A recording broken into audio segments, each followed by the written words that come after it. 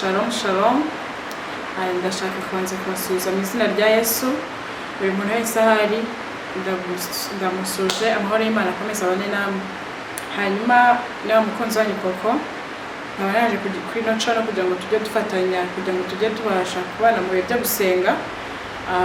Kubera ko nasanze ibintu byose no gusenga nubwo ibintu byose tuba turi kubyifuza cyangwa se turi gukora ariko nta kintu cyakunda hatabayemo isengesho. So rero ni muri rwego kugira ngo mbasabe kugira ngo mube muri tayari kugira tubane mu kanya gato, ntabwo ari umwanya munini, just iminota mike cyane kugira ngo tubane mu kanya ko gusenga.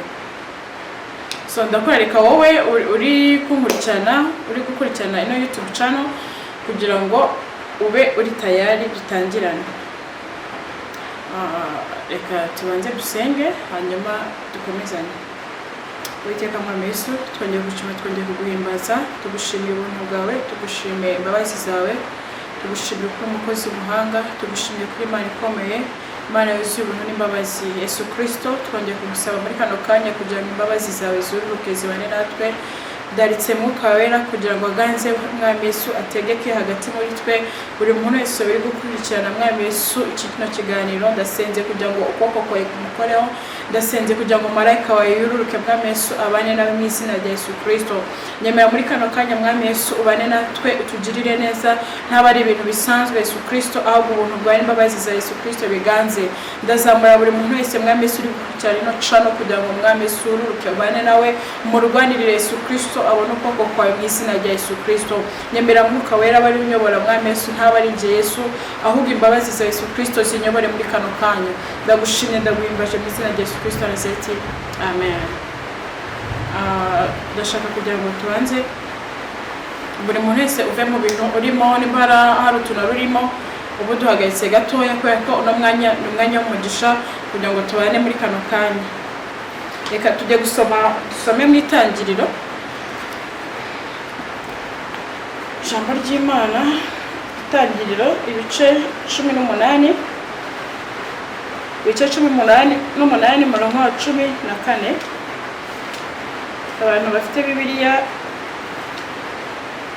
bahashaka tugasangira ijambo ry'Imana muri kano kanya. Itangiriro ibice 18 guhera ku murongo wa 14, dusome mu izina rya Yesu. Handitse ngo, hari ikinanira Uwiteka se mu gihe cyashizweho? Iki gihe cy'umwaka nikigaruka nzakugarukaho, Sara abyare umuhungu. Umurongo wa 15 haravuga ngo maze Sara arakana ati sinsetse, kuko yatinyaga. Aramusubiza ati oya urasetse. Yesu nashimwe. Iki gihe Sara yari mu bihe bitoroshye nk'ibyo nawe uyu munsi urimo, cyangwa se nk'ibyo turi guhura nabyo wenda bitewe n'ibyifuzo bya buri muntu ko abishaka, uko yifuza, buri bitewe n'ikintu buri muntu wese ari gushaka mu ruhande rwe, ari gusengera Imana, ari gusaba Imana ngo Imana imufashe igisubize, ariko ugasanga nyine gushidikanya kuganje mu mutima we. Rero iki gihe Sara Imana yari yamupromisinze ko izamusoreza isezerano ry'umwana w'umuhungu. Iyo usomye neza bino bice mwitangiye guhera ku murongo wa 18 igice cya mbere cyangwa se mu bice bya 15 kumanuka gutyo, niho usanga uburyo Imana yasezeranyije Abrahamu yuko Imana izama umwana w'isezerano. Rero hano bigaragara ko Sara bitewe n'igihe Imana yari yaramusezeranyije umwana, igihe cyari kibaye kirekire, amasezerano yarabaye menshi, ariko n'imyaka irimo iragenda, umutima we ukomeza gucika nk'intege mbere ko nabyita. Arangije aravuga ati mbese marayika w'Imana araza aramusanga aramubaza ati mbese hari ikinanira Uwiteka mu gihe cyacizweho? Sara we aho kugira ngo asubize araseka mu mutima we, mbese niko kuvuga ati ahari isezerano Imana yampaye ntabwo ryasohora. Ariko ndagira ngo mutangarize ko isezerano ry'Imana nubwo ryatinda, nubwo ryaba rimeze rite, weho izere, ufate isezerano ryawe, we gucika intege. Rero kubera ko twamaze kumenya ko Uwiteka Imana ari Imana y'umutunzi w'imbabazi, ari Imana y'isezerano, ari Imana yumva gusenga, ari Imana isoza ijambo ryayo, niyo mpamvu tutajya ducika intege ngo tunanirwe kwizera, kuko na Abrahamu nawe yakomeje kwizera. Niyo mpamvu kwizera kwe kwatumye Imana isoza isezerano yari yaramusezeranyije. rero ndi kugira ngo nawe dusengane muri kano kanya ufite ikintu uri gusaba Imana ariko Imana yaragusezeranyije ufite isezerano ryawe uvuga ati Imana yaransezeranyije iki kintu n'iki. Yesu nashimwe. Tujye gusenga muri kano kanya tubwire Imana ati Imana dukeneye kubona ukuboko kwawe kuko twamaze gusoma ijambo ry'Imana ati ngo nta cyananira Uwiteka mu gihe cyashizweho. Ese hari cyananira Uwiteka mu gihe cyashizweho? Nta na kimwe kubera ko ijambo ry'Imana niko kuri kwayo. Yesu nashimwe. Rero reka tubane muri kano kanya ku gusenga hanyuma uzamura icyifuzo cyawe nanjye nzamura icyawe tuzamure kwizera. Kwizera ni rwo rufunguzo rufungura ibintu byose bifunze mu buzima bw'umuntu. Haleluya. No uzamura kwizera nkazamura kwizera nicyo kintu cyonyine kibasha gutuma Imana ikora. Reka dusenge mu izina rya Yesu Kristo, dusengere muri no jambo. Uwiteka Mwami Yesu, twongeye gushima, twongeye kuguhimbaza. Tumaze gusoma ijambo rya Itangiriro ibice 18 guhera ku murongo wa 14. Yesu Kristo aravuze ngo mbese hari cyabasha kukunanira Mana? Mwami Yesu, tuzi ko nta cyabasha kurogoya umugambi wawe, tuzi ko nta cyabasha gukuraho Mwami Yesu umugambi wawe ku buzima bwacu. Mwami Yesu, ijambo ryawe ni ukuri. Yesu Kristo niyo kuri kwijambo. Mu izina rya Yesu Kristo ndasenze kugira ngo ugire neza buri muntu wese bana ufite ikibazo gitandukanye urwaje. Mu izina rya Yesu Kristo Nazareti, reka ukuboko kwawe gukiza aya masa. Yesu Kristo kimukoreho mu izina rya Yesu Kristo. Uwiteka Mwami Yesu, ndasenze kugira ngo ukuboko kwawe kuganze, imbaraga z'Umwuka Wera zuruke mu izina rya Yesu Kristo. Ndacacagura imigozi yose y'umwijima, imbaraga z'abazimu n'abadayimoni mu izina rya Yesu Kristo zisekamiye ubwoko bwawe. Mu izina rya Yesu Kristo ndohereza imbaraga z'ubushobozi, ndoreza ukuboko kwawe mu izina rya Yesu Kristo Nazareti. Nyemerera ukuboko kwawe kuganze Mana.